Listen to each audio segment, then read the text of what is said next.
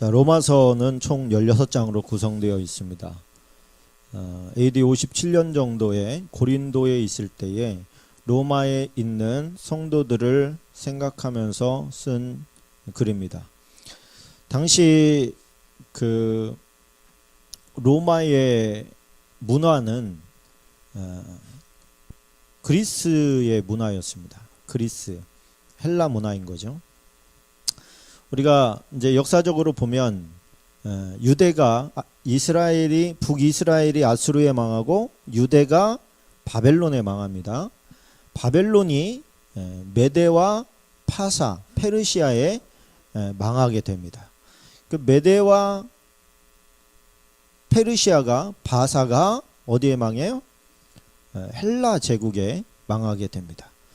근데 헬라 제국이 시작될 때에 그래서 그 헬라가 헬레니즘 문화라고 하죠. 이 헬라 문화가 그 정복한 곳마다 다 이렇게 퍼져 나갔는데 그때 퍼져 나갈 때에 왜 그렇게 강력한 헬라 문화를 세계에 떨칠 수가 있었냐면 고급 문화였기 때문에 그렇습니다.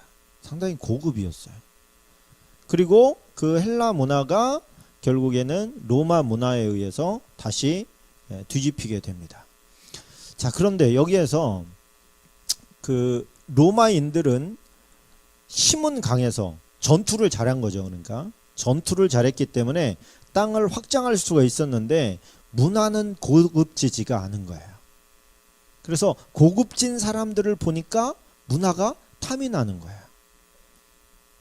그래서 로마 우리나라에 그 잘 사는 사람들 보면 우리나라 한글도 가르치지만 꼭 누구를 둡니까? 뭐를 가르쳐요? 언어를? 영어를 가르치잖아요. 왜 영어를 가르쳐요? 세계 언어잖아요. 그죠? 세계 언어예요. 마찬가지였어요. 로마도 자기네 언어가 있었는데도 불구하고 그리스의 헬라의 선생을 과외로 데려다가 시켜서 헬라어를 가르치는 거예요. 헬라의 전통과 문화와 철학과 이런 어떤 그 문화라고 하는 것은 그냥 먹고 사는 것과 다른 문제 아닙니까? 그 우리나라도 이 문화라는 것은 수천 년 동안 이렇게 만들어지는 것이잖아요. 잘 우리나라와 가장 잘 적합하게 예를 들어서 음식이나 뭐 이런 것도 우리나라 사람들에게 체질화되게 잘 맞춰져서 온 거지요. 그런 것처럼 음식도 문화도 철학도 교육도 다 헬라가 우월한 상황에 있었습니다. 헬라를 삼키기는 했지만 자기네가 부족하다는 걸 알아요. 그러다 보니까 로마 사람들의 장점은 뭐냐면 자기가 부족한 것은 빨리 습득해 받아들여 버려요. 그리고 내가 예를 들어서 국어는 내가 잘하지만 수학은 약해. 그러면 얼른 수학 잘하는 사람을 데려다가 보완시키는 그런 개념입니다. 전투 무기도 그냥 수시로 바꾸지요. 저 게르만족이랑 싸우다 보니까 쟤네는 뭐 창으로 싸우는데 그게 더 유리한 것 같아. 그러면 순식간에 군대가 다 창으로 바뀌어버려요. 장창으로 쓸 거냐 단창으로 쓸 거냐 뭐 이것 가지고 또 그러고. 그러니까 이 사람들은 한 번 실수를 하면 그 실수를 통해서 배우는 사람들입니다. 열려 있어요. 사고가 열려 있고 이미 헬라의 문화가 로마에도 다 들어가 있기 때문에 이 사람들은 수준이 상당히 높아 있어요. 우리나라 교육 수준은 어떻습니까? 세계적으로. 우리나라 교육 수준은 어때요? 네, 선생님 어떠십니까? 네. 우리나라는요 최고 높은 단계예요. 교육 수준이. 우리나라는 웬만하면 다 고등학교 마치고 그리고 웬만하면 대학을 기본으로 삼잖아요. 우리나라는 대학을 기본으로 삼는 나라가 얼마 없습니다. 그러다 보니까 우리가 문맹률만 글씨를 읽을 수만 있어도 문맹을 탈출한 거거든요. 그 문맹률 지금 글씨 못 읽는 사람 거의 없잖아요. 우리나라에. 거의 다 읽잖아요. 못 읽는 세대는 지금 거의 이제 그 돌아가시기 직전에 있거나 아니면 이제 세대가 완전히 바뀌어 버렸습니다. 그러면 우리나라는 뭐 어떤 게 좋은 거냐면 그 언어를 기반으로 해가지고 훨씬 더 진보된 어떤 문화나 교육이나 기술이나 이런 것들을 받아들일 수가 있는 거예요. 옛날에는 글을 모를 때는 사람이 1대1로 맨투맨으로 붙어가지고 기술을 가르쳐야 됐어. 맞습니까? 붙어가지고 그 기술 배우려고 막 그 구박 받아가면서 막 이 청소하고 뭐 온갖 하여튼 멸시를 받으면서 기술을 배운 게 뭐예요? 글을 몰라서 그래요. 글을 알면 어떤 일이 벌어져요? 미리 그 기술에 대해서 알고 있는 사람의 책을 갖다가 놓고 그걸 하나하나 연구해 가면 되거든요. 근데 글을 모르니까 맨투맨으로 말로 배울 수밖에 없다 보니까 천박시 되는 거예요. 자, 이 글을 알게 되면 일단 교육 수준이 확 올라가기 시작합니다. 정신 연령이 올라가고요. 그러다 보니까 로마서는 로마에 사는 사람들의 지적인 수준을 생각하면서 쓴 글이에요. 그러다 보니까 수준이 높겠어요, 낮겠어요? 수준이 높아요. 그래서 로마서는 성경의 대학 교과서다 이렇게 얘기합니다. 함축적으로 많이 담고 있어요. 그래도 우리가 잠언서나 전도서 이런 걸 보면 쉽게 뭐 누구나 그냥 알아듣기 쉽게 이렇게 표현을 했다면 로마서는 조금 어렵습니다. 어렵긴 하지만 대학 교과서다 보니까 얻을 것도 많은 거예요. 그 안에서. 그래서 성경을 연구하는 분들은 하여튼 로마서를 빼놓을 수는 없어요. 진주와 같은 핵심과 같은 그런 좋은 메시지들과 그런 철학적인 내용들, 고상한 지적 수준이 높은 그런 내용들이 많이 나옵니다. 일반 사람들이 볼 때는 좀 어려울 수 있습니다. 성경을 계속 보다 보면 이것도 역시 엉켜 있어요. 이렇게 다 퍼즐이 엉켜 있어서 열리게 될 줄로 믿습니다. 자, 로마서 1장 보겠습니다. 1장 16절 17절입니다. 1장 16절 17절 같이 한번 읽어보겠습니다. 시작. 내가 복음을 부끄러워하지 아니하노니 이 복음은 모든 믿는 자에게 구원을 주시는 하나님의 능력이 됨이라. 먼저는 유대인에게요 그리고 헬라인에게로다.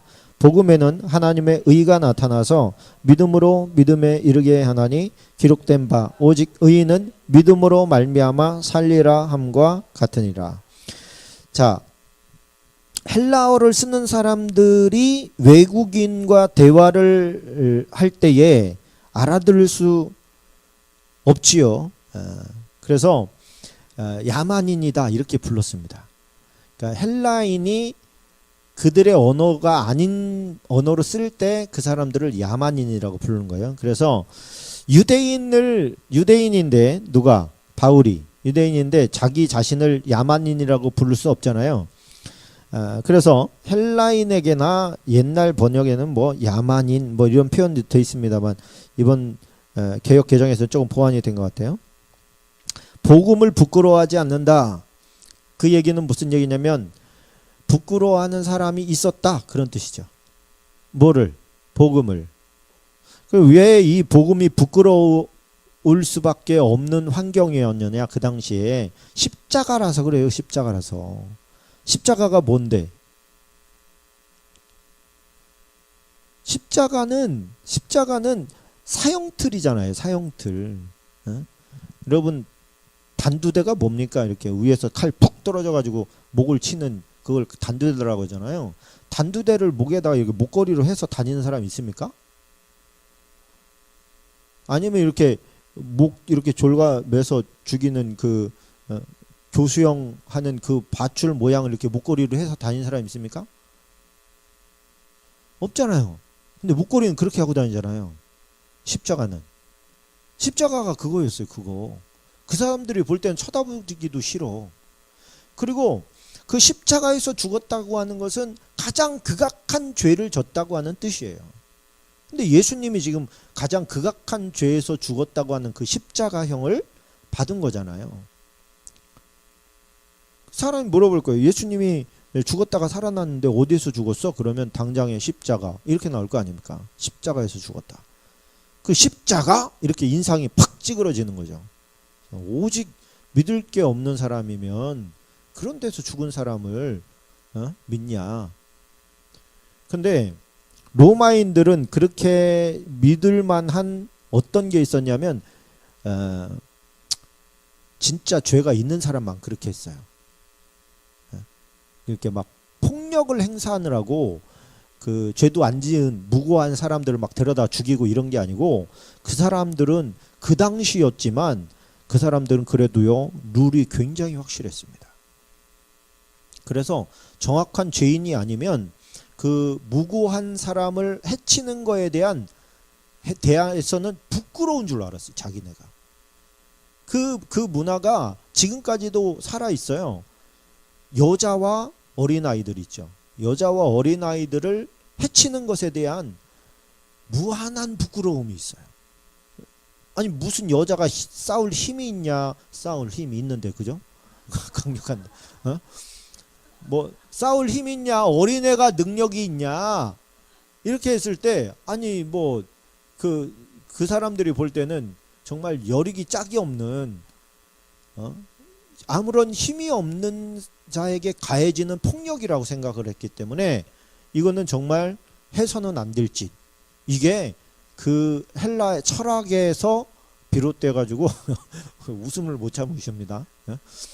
철학에서 이게 비롯돼 가지고 그 당시에 그 문화가 정착이 됐고 안착이 됐고, 그래서 힘이 없는 자들이 보호받는 것이 지금까지도 이렇게 이어져 와요. 서양 문화에. 우리나라도 이제 많이 생각이 바뀌긴 했습니다만. 자, 그런데 이 십자가는 뭐다? 나에게 적용시켰을 때는 이게 내가 달려야 될 거라고 믿게 되는 그 믿음에 이르러서는 그 십자가가 단순히 아유 그 사람 십자가에서 죽었대가 아니라 나 때문에 내가 달려야 될 죄를 그분이 대신 지신 거구나 라고 느껴지시는 사람들이 있더라는 거예요. 그거를 믿게 되는 사람들이 있더라는 거예요. 그래서 왜 누구는 믿고 누구는 안 믿냐? 똑같이 전했는데. 그래서 거기에서 택자가 나온 거예요. 택자가. 아, 하나님께서 구원을 주시기로 택한 자는 믿는구나. 그에게는 이 복음이 능력으로 역사를 하는구나. 할렐루야. 그래서 복음은 우리가 이렇게 왠지 교회 같이 다닙시다, 아니면 예수님을 믿어야 됩니다, 이런 얘기할 때 괜히 위축되는 것은 뭐냐면 혹시 저 사람이 나를 어떻게 볼까, 혹은 반박하면 어떻게 할까, 혹은 오히려 비난으로 나오면 내가 어떻게 저 사람을 나중에 또 볼까, 이런 마음들 때문인데, 그런 것이 바로 부끄러워하는 거예요. 복음을. 그런 어떤 민망한 사태를 그냥 담담히 받는 것이죠. 담담히. 그냥 그런가 보다. 그러고서. 세일즈맨처럼. 세일즈맨이 뭐 어디 가서 거부당했다고 포기하는 거 봤습니까? 우리는 예수 그리스도의 세일즈맨인 거죠. 전도자예요. 전도자. 그냥 전하면 되는 거예요.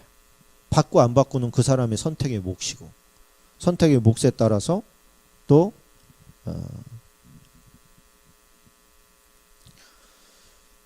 결과가 달라지는 겁니다. 자, 26절 27절 보면, 이 때문에 하나님께서 그들을 부끄러운 욕심에 내버려 두셨으니 곧 그들의 여자들도 순리대로 쓸 것을 받고 영리로 쓰며, 그와 같이 남자들도 순리대로 여자 쓰기를 버리고 서로 향하여 음욕이 부릴 듯하며, 남자가 남자와 더불어 부끄러운 일을 행하여 그들의 그릇 때문에 상당한 보응을 그들 자신이 받았느니라.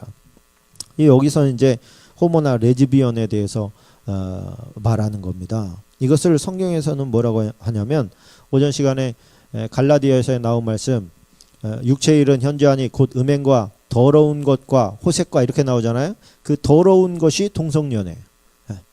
그래서 이 성경에는 분명히 여자들도 순리대로 쓸 것을 밖으로 영리로 쓴다. 여자들의 이 여자들이 가지고 있는 기질과 남자들이 가지고 있는 기질이 분명히 엄연히 다른데도 불구하고 그것을 바꾸어 버려요. 영리로 바꾸어 버려요. 이것은 그냥 성적 취향이다. 이렇게 얘기를 해버린단 말이에요. 근데 그것을 성경에서는 더러운 것으로 본다. 멸망자의 길로 본다는 거예요. 왜 그러느냐? 하나님을 마음에 두기 싫어해서 그렇습니다. 근데 이게 벌써 2000년 전에 도 존재했고 모세 오경에 보면 그때도 등장하는 걸 봐서는 이게 역사가 무지막지하게 오래된 겁니다. 동성연애가. 음지에서 할 때는 그래도 조금 괜찮아요. 근데 이게 양지로 나와버리면 하나님의 심판이 가격됩니다. 그게 지금 이제 드러나는 것이죠. 자, 2장입니다. 2장 4절로 8절인데 하나님의 심판에 대해서 이야기하고 있는 거예요. 혹 내가 하나님의 인자하심이 너를 인도하여 회개하게 하심을 알지 못하며 그 인자하심과 용납하심과 같이 용납하심과 길이 참으심이 풍성함을 멸시하느냐. 다만 네 고집과 회개하지 아니한 마음을 따라 진노의 날 곧 하나님의 의로우신 심판이 나타나는 그날에 이 말 진노를 내게 쌓는도다. 하나님께서 각 사람에게 행한 대로 보응하시되 참고 선을 행하여 영광과 존귀와 썩지 아니함을 구하는 자에게는 영생으로 하시고 오직 당을 지어 진리를 따르지 아니하고 불의를 따르는 자에게는 진노와 분노로 하시리라. 자, 끝까지 복음을 핍박하고 받아들이지 않는 자들은 그에 걸맞는 심판이 있다. 그러나 그런 폭력과 또 핍박에도 불구하고 계속해서 그 믿음을 지키면서 선을 행하는 자들에게는 그에 합당한 축복이 준비되어 있다. 그러니까 어려울 때는 우리의 믿음만 지키는 것도 참 훌륭한 일입니다만 우리가 심는 대로 거둔다 그러잖아요. 따라서 합시다. 울면서도 뿌려야 한다. 울면서도 뿌려야 돼요. 그래야 거둘 수 있습니다. 그럼 성경에 보면 천국과 낙원이 있어요. 이 천국과 낙원을 뭐 몇 가지로 봅니다. 사람이 천국에 들어가기 전에 대기 장소다. 이렇게 보기도 하고 천국을 그냥 낙원이라고 이렇게 묘사한 거고 낙원도 천국이고 천국도 낙원이다. 이렇게 보시는 분들도 있고 천국과 낙원은 천국의 한 부분이라는 거예요. 그래서 천국은 천국이고 낙원은 낙원인데 그 사이에는 뭐가 있냐면 문이 있다. 그래서 예수님께서 뭡니까? 문 밖에로 내두는 사람들 있잖아요.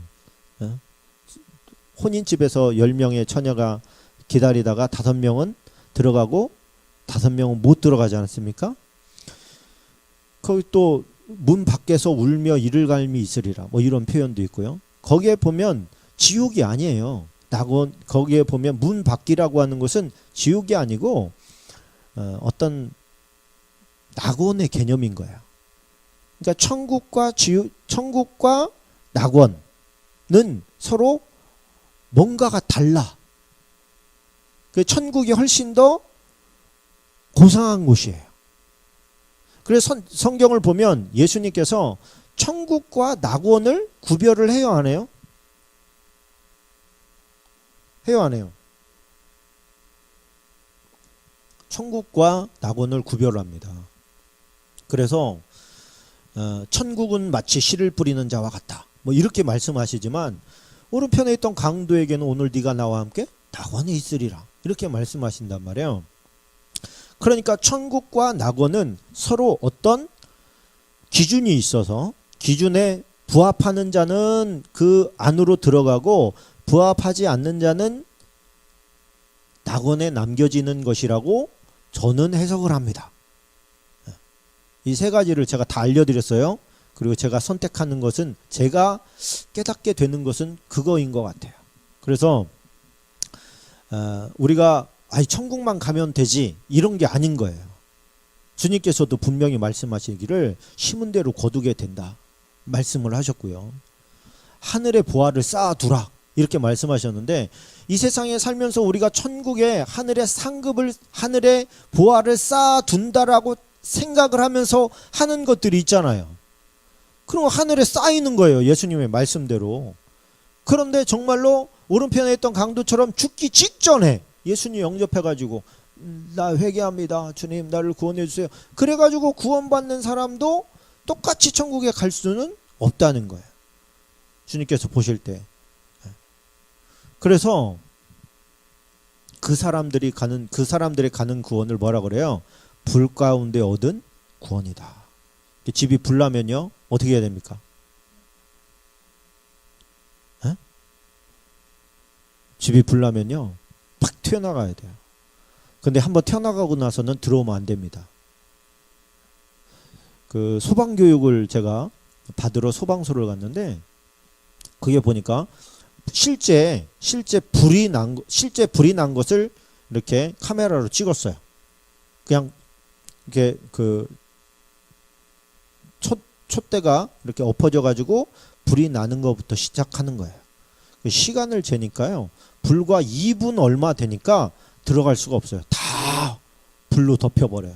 처음에는 조그만 불로 시작하는데 그것이 조금 나가다가 이 천장에 연기가 차잖아요. 연기가 차면서 천장을 전부 다 이제 열로 덮어버려. 그러다가 불길이 천장에 딱 닿는 순간에 쫙 퍼져버립니다. 근데 그게 한 1분 28초 정도 되면 돼요. 만약에 그 전에 우리가 알게 돼서 낌새를 알게 돼가지고 나갈 수 있는 기회가 되면 하여튼 열일 제쳐놓고 가야 돼요. 1, 2초가 굉장히 커요. 1, 2초가. 그럼 나가서 구원을 받았으면 크죠. 구원받은 게 어디 불난 집에서. 그래 아무것도 없는 거예요. 새로 시작해야 되는 거예요.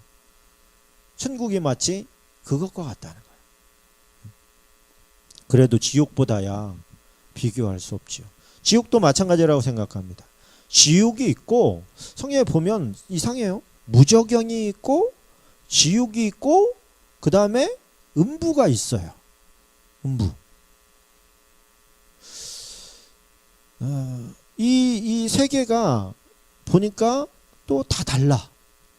이거는 죄의 어떤 용량에 따라서 달리 가는 것 같아요, 제가 볼 때. 그래서 우리가 울면서도 씨를 뿌려야 된다. 핍박받으면 기뻐하라는 게 진짜다. 할렐루야. 네가 나로 말미암아서 핍박당하고 조롱하고 욕먹으면 기뻐하라. 하늘에서 네 상이 크다. 그러니까 우리가 욕먹을 짓 하지 않는 게 중요한 게 아니고 우리가 예수님으로 말미암아 욕먹을 짓 하는 게 좋은 거예요. 복음 때문이라면. 괜히 뭐 엄한 짓 해놓고서 나 교회 다녀 그래가지고 욕먹는 거 빨고 복음을 전하다가 욕먹는 거, 그거보다 더 큰 복이 없는 줄로 믿습니다. 자, 3장 오늘 3장까지만 하겠습니다. 3장 20절로 24절입니다. 그러므로 율법의 행위로 그의 앞에 의롭다 하심을 얻을 육체가 없나니 율법으로는 죄를 깨달음이니라. 이제는 율법 외에 하나님의 한 의가 나타났으니 율법과 선지자들의 증거를 받은 것이라. 곧 예수 그리스도를 믿음으로 말미암아 모든 믿는 자에게 미치는 하나님의 의니 차별이 없느니라. 모든 사람이 죄를 범하였음에 하나님의 영광에 이르지 못하더니 그리스도 예수 안에 있는 성령으로 말미암아 하나님의 은혜로 값없이 의롭다 하심을 얻은 자 되었느니라. 자, 율법의 행위로는 율법의 행위를 함으로 말미암아 율법이 뭐예요? 어떤 하라와 하지 마라, 이 두 가지가 있어요. 그런데 이걸 두 가지를 함으로 말미암아 우리가 선을 행함으로 말미암아 구원받는다고 하는 논리는 허무하다. 그것은 있을 수가 없다. 그렇게 구원받을 수가 없다. 율법의 행위로 구원은 불가능하다. 이게 바울이 내린 결론이에요. 단지 율법이 하는 역할이 있는데 그건 뭐냐면 죄를 깨닫게 한다는 거예요. 뭐가 죄고 뭐가 죄가 아닌 것을 깨닫게 한다는 거예요. 그것이 율법의 목적이라는 거예요. 그러면은 율법은 왜 존재하느냐? 죄를 깨닫게 하기 위해서. 다시 말하면 뭐가 죄고 뭐가 죄가 아닌지를 알게 하기 위해서. 이게 왜 중요하냐면 지금 여러분들은 형사법을 알아요, 몰라요? 여러분은 법을 알아서 지금 삽니까? 우리가 옛날 말에 법 없이도 사는 사람이 있었어요. 그죠? 저 사람은 법 없이도 살 사람이야. 이런 표현이 있는데 선생님 혹시 아시나? 법 없이도 살 사람이라는 표현이 있었어요. 법 없이도. 무슨 얘기예요? 저 사람은 악한 일은 하지 않는 사람이라는 뜻이에요. 그러면 우리가 어떤 형사법을 졌을 때 그 형사법이 감옥에 갈 일인지 사형을 당할 일인지 아니면 책망으로 끝날 일인지를 어떻게 알아요? 법이 없으면 그런 기준도 없는 거예요. 그런 것을 무법천지다 이렇게 얘기하죠. 무법천지보다는 악법이 낫다 그랬습니다. 여러분, 법이 없게 되면 여러분 무서운 일들이 벌어집니다. 어떤 일이 벌어질까요? 자기 생각대로 하는 거예요. 옛날에 그 우리나라 그 못된 그 망나니 같은 놈이 엄마를 죽였어요. 엄마를 죽였는데 사또 얘기니까 오래된 얘기죠. 지어낸 얘기인지는 모르겠어요. 읽으면서 어떤 느낌이 있더라고요. 인사이트가 있어서 불러왔어. 이놈을 잡았어요. 그랬더니 나를 왜 잡느냐 막 그러는 거예요. 그래서 야 이놈아, 네가 엄마를 죽였지 않느냐? 엄마를 죽인 게 당신하고 무슨 상관이냐? 아니 우리 집에서 내가 승질 나가지고 우리 엄마가 못되게 그래가지고 내가 죽였는데 그게 무슨 당신들이 이래 되는 거예요. 저놈을 사형시켜야 되는데 이놈은 사또가 생각할 때 이놈은 사형시킬 뭐도 없다 그래. 가치도 없는 놈이야 이놈은. 그래가지고 이 그 관가의 한쪽 방에다가 이놈을 집어넣어 놓고 선생들을 불렀어요. 이놈이 효가 뭔지를 가르쳐라. 그래가지고 열심히 가르친 거예요. 그랬더니 열심히 가르쳤더니 이놈이 나중에는 땅을 치면서 사또 나를 죽여주시오 그러는 거예요. 자기가 무슨 죄를 졌는지 그제서야 안 거예요. 누가 가르쳐줬기 때문에. 그래서 야 이놈아, 이제 네가 얼마나 큰 죄인지를 알았느냐? 예, 알았습니다 사또. 나는 살 가치가 없는 놈입니다. 알고 있다 이놈아. 이놈을 사형시켜라. 그래가지고 자기 죄를 깨닫게 한 다음에 사형을 시켰다는 거예요. 우리 같으면 살려보냈을 텐데, 그죠? 그래서 이게 여운이 오래 남아요. 이 이야기가. 죄를 모를 때 죽는 것은 가치도 없는 거예요. 죽을 가치도. 알아야 일벌백계가 되는 거예요. 일벌백계가. 두려움에 사로잡힌 것이 아니라 기준이 잡혀야 된다는 거예요. 그 율법이 하는 역할이 그거라는 거예요. 우리가 이 성경에서 조금 아까 동성연애가 죄다, 하나님께 더럽게 여기는 죄고 이거는 멸망받을 죄다라고 하는 선언이 딱 떨어졌어요. 그러면 하면 안 되는 거예요. 그런데 이 법을 모르는 사람은, 성경을 모르는 사람은 그게 죄인 줄을 모르는 거예요. 법을 아는 사람이 봤을 때는 부끄러운 짓인데 그들 자체로는 그게 부끄러운 짓이라고 생각을 안 하는 거예요. 왜? 기준이 없으니까. 개념이 없으니까. 그런데 이 세상에는 이런 법을, 하나님의 법을 아는 사람보다 모르는 사람이 더 많잖아요. 모르는 사람이 더 많다 보니까 지금 동성연애를 인정해주자. 그 동성연애 결혼도 인정해주자. 막 이런 것이 지금 이제 서구와 미국과는 지금 다 돼 있고 우리나라에 들어오려는 거 지금 막 악착같이 막고 있는 거 아닙니까? 이거 안 된다고? 자, 그랬더니 미국 같은 경우에는 이제 주별로 다 다른데 이 주에서 허용을 해버렸어요. 허용을 해버렸는데 그러면 성경책은 어떤 책이 되느냐? 불온서적이 되는 거예요. 왜? 법으로는 자기네 법으로 허용을 했는데 이 법에서는 자기네 법을 인정하지 않아. 이해가 됩니까? 그럼 불온서적이 되는 거예요. 성경책은. 읽으면 안 되는, 성경 얘기를 하면 안 되는, 꼴이 우습게 되어가요 지금. 근데 지금 그게 현실이 되어가고 있어요.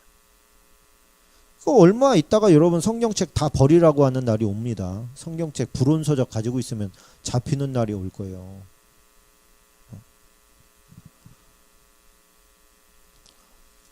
이게 우리가 이거 율법은 하나님이 정해 주신 기준 아닙니까?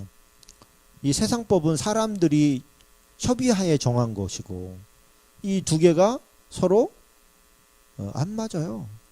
인간의 수준과 하나님의 수준이 어떻게 같겠습니까? 하나님의 수준은 먼 미래를 내다보고서 다 정해 주신 것인데 사람은 그냥 그때뿐이잖아요. 그때뿐이에요. 이 인간의 조작 능력도 지금 얼마나 탁월한지 인간이 인공적으로 만들지 못하는 신체 조직은 뇌 하나밖에 없대. 나머지는 다 인공으로 다 만들 수 있다는 거예요. 지금. 그리고 몇 년 2040년인가 되면 하이브리드 인간이 나온대요. 하이브리드 인간. 뭐냐면 뇌와 컴퓨터를 연결시켜 버리는 거예요. 무선으로. 그래 버리면 공부를 지금 막 공부를 해가지고 집어넣잖아요. 지식을.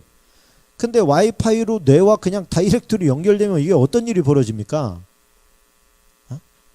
선생님이 많이 알겠어요? 인터넷과 연결된 이 뇌가 더 많이 알겠어요? 세상이 그렇게 바뀌어버린대. 그러니까 순간적으로 그냥 어떻게 우리가 뭐 이게 이런 세상이 올 줄 어떻게 알았겠습니까마는 지금도 뭐 구글 안경 이런 거는 그냥 안경 하나 딱 쓰면 그냥 여기서 다 알려주잖아요. 뭐 이렇게 보면 뭐 이렇게 정 선생 이렇게 딱 정보를 그냥 쫙 읽어주고 말이죠.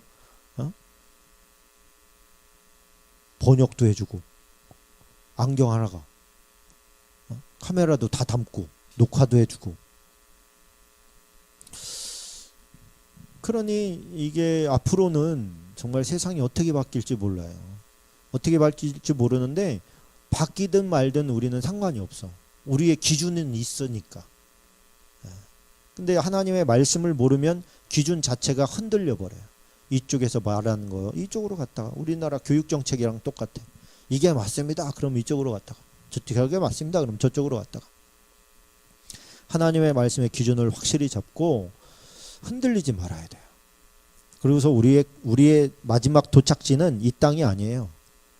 하나님의 나라예요. 하나님의 나라. 준비하고 있어야 돼요. 진짜. 요즘에는요. 하나님께서 우리가 영적인 것에 좀 관심을 가지고 있으면 우리나라에도 그렇고 세계적으로도 그렇고요. 오전 시간에 잠깐 얘기해 줬습니다만 주님이 얼마나 많이 말씀을 많이 해주시는지 몰라요. 다 됐다. 준비해라.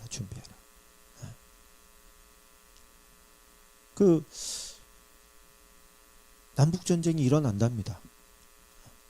근데 우리나라가 치는 게 아니라 미국이 친대. 잠깐 뭐 지도도 이렇게 보여주더라고요. 이렇게 내려왔다가 뭐 이렇게 올라가서 저 북쪽에 있는 우리나라가 결국에는 이제 이겨서 올라가긴 하더라고요. 다 정복이 우리나라 쪽으로 되는데 그것도 계획이래. 하나님의 섭리고. 왜 그러냐면 북쪽에 있는 2천만 동포들을 살려야 된다는 거예요. 우리가 복음의 불덩어리는 평양으로 떨어졌어요. 처음에 평양으로 떨어져서 평양에서부터 우리나라가 퍼져 내려온 게 시작한 거예요. 처음에는 저 북쪽으로 올라가지 남쪽으로 내려오지를 않았었어요. 남북 전쟁 나면서 남쪽으로 피난민 내려오면서 복음도 같이 내려온 거예요. 그래 저 북쪽에 지금 그 복음 때문에 지금 고통당하고 있는 그들을 주님이 알고 계시다는 거예요. 그들을 구원하고 그 백성들을 건지기 위해서 전쟁이 나고 그 전쟁으로 말미암아 북쪽도 올라가게 될 것이다라고 하는 게 어느 한 사람의 말이 아니고 지금 굉장히 많은 사람들이 그것을 선포하고 있습니다. 이 뉴스에만 안 나올 뿐이지. 그런 거 보면은 우리가 준비를 해야 돼요. 그리고 저는 이 고속도로 갈 때마다 이 바코드 시스템 그 안테나 있죠. 그 나무 무늬로 해가지고 위에 동그랗게 이렇게 만든 게 있어요.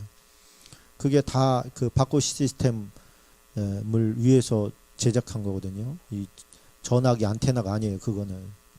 그러니까 지금 그것도 시작되면 순식간에 해가 될 겁니다. 어쨌든 알고는 있어야 돼요.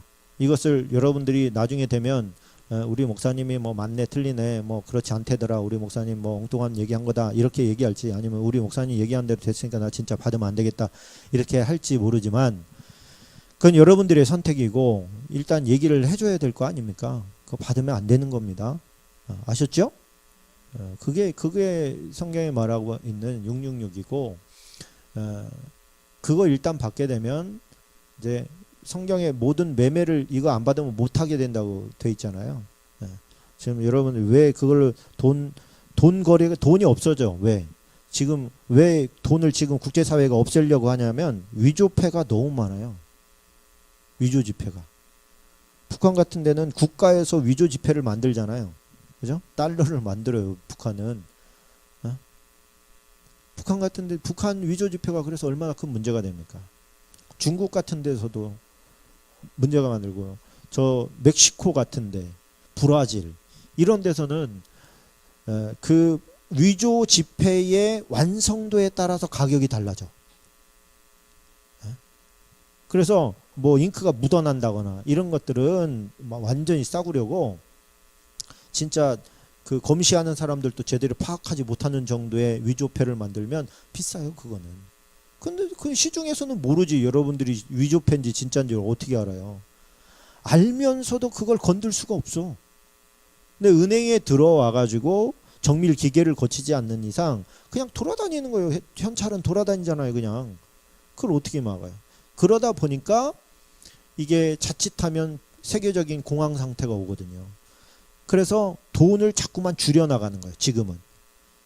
캐나다 같은 데는 이제 안 찍어낸다 그러잖아요. 뭘로 하느냐? 뭘로 하겠습니까? 전자화폐로 다 하는 거예요. 전자화폐로. 지금도 뭐 거의 다 카드를 사용하잖아요. 그리고 카드를 줄 때 혜택이 많잖아요. 그것이 다 그냥 인체 칩으로 들어와 버리는 거예요. 칩 하나로. 리더기만 있으면. 그러면 여러분 그거 안 심으면 학교 안 들여보낸다. 우리나라야 무슨 총기 난사 이런 거 없지만은 외국 같은 데는 총기 난사 많고 하는데 이거 안 찍으면 학교 못 보낸다. 그럼 어떻게 할래요? 어떻게 하렵니까? 안 보냅니까? 그런 결정이 있을 때가 와요. 직장을 전부 다 이제는 그 번호키 뭐 이런 카드키 이런 거 말고 이걸로 찍고 들어가게 할 겁니다. 다 바꿔버려. 그럼 어떻게 할 거예요? 난 신앙적인 이유로 난 찍을 수 없습니다. 그럴 겁니까? 아 그럼 그만둬요. 이렇게 하면 그만둘 겁니까? 그러면? 이런 거에 대해서 미리 준비를 하고 있어야 돼요. 공무원들이 제일 먼저 시작될 거예요.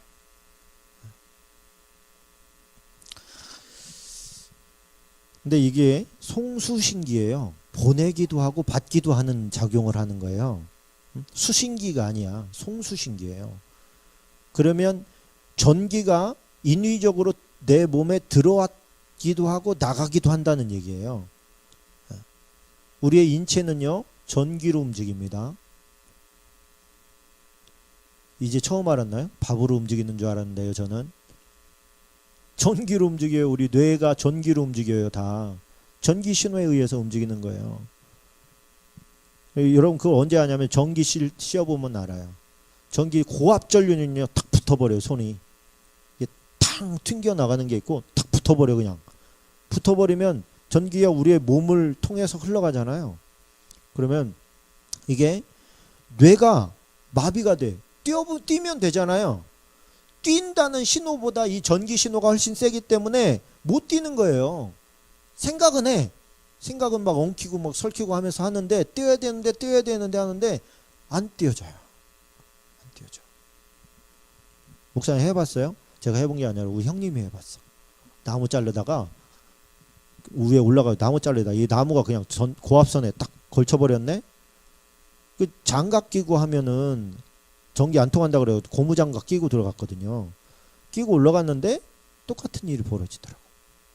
소용없어요. 그냥. 왜 그래요? 뇌가 전기로 움직여서 그래요. 내 마음대로 안 되는 거예요. 몸이. 생각도 조정할 수 있고 감시할 수 있는 세계가 온다. 이게 뭐 그쪽만 얘기하려고 해도 막 끝이 없지요. 지금 제일 중요한 거 우리가 준비되어 있는 게 제일 중요한 줄로 믿습니다. 말씀과 기도로 늘 준비하셔서 우리 안에 뭐가 있어야 돼요? 기름으로 충만해 있어야 돼. 이 기름은 성령님입니다. 성령님으로 충만해 있을 때 우리가 정말 주님의 보호 아래 영원한 천국으로 들어가게 될 줄로 믿습니다.